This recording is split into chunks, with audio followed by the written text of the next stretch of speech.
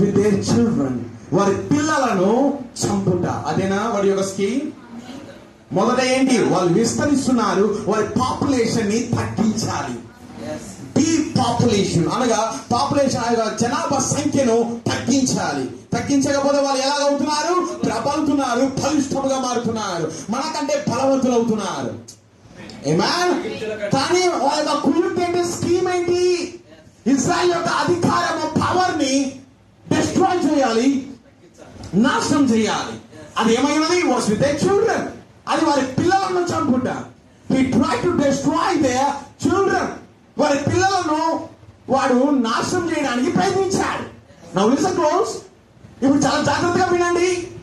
The same devil, అదే దయ్యము, ఫరోని ఏమంటున్నాడు, ఈయన దయ్యం అంటున్నాడు. ద సేమ్ డెవిల్, అదే దయ్యము in different form of a kingship,